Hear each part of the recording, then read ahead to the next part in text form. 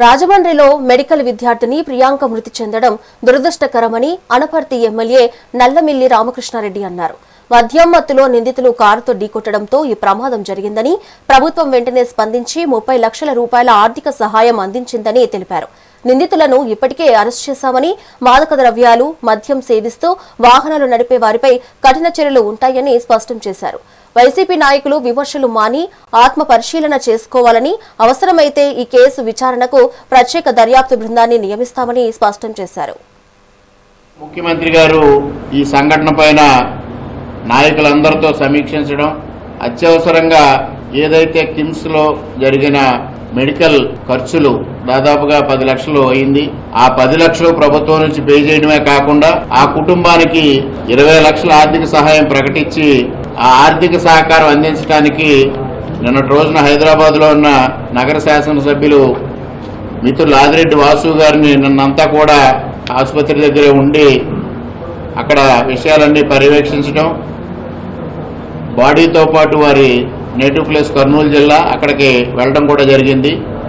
అదేవిధంగా ఇక్కడ నుంచి తూర్పుగోదావరి జిల్లా తెలుగుదేశం పార్టీ అధ్యక్షులు రుడా చైర్మన్ బొడ్డు వెంకటరమణ చౌదరి గారిని కూడా 20 లక్షలు చెక్ తీసుకుని అక్కడికి వెళ్ళి అక్కడ పరిశ్రమల శాఖ మంత్రి భరత్ గారితో కలిసి ఈ చెక్కు వారి కుటుంబ సభ్యులకు అందజేసి వారి కుటుంబాన్ని అన్ని విధాలుగా ఆదుకుంటామని ముఖ్యమంత్రి గారి తరఫున హామీ ఇవ్వడం కోసం ఈ నాయకులు కూడా అక్కడికి వెళ్ళడం జరిగింది.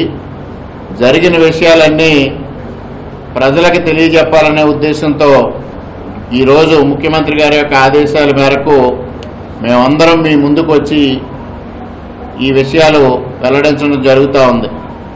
ఇందులో ఎక్కడా అలసత్వం ప్రదర్శించడం కానీ లేదా సత్వరగతిన చర్యలు తీసుకోలేదనే అభిప్రాయం కొంతమంది దీనిపైన కొన్ని అవాస్తవాలను ప్రచారం చేయడం జరుగుతూ ఉంది. అటువంటిదేమీ జరగలేదు. ఈ సంఘటన జరిగిన నాటి నుంచి రాష్ట్ర ప్రభుత్వం అప్రమత్తంగా ఉండడమే కాకుండా పోలీసు యంత్రాంగం నిరంతరం ఈ విషయం పైన ఇన్వెస్టిగేట్ చేసి వాస్తవాలను బయటికి తీసుకొచ్చి ఆ కారుని కానీ నిందితులను కానీ కారు సీజ్ చేయడం, నిందితులను అరెస్ట్ చేయడం, కోర్టు ముందు ఉంచడం, 14 రోజులు రిమాండ్కి విధించడం కూడా జరిగింది.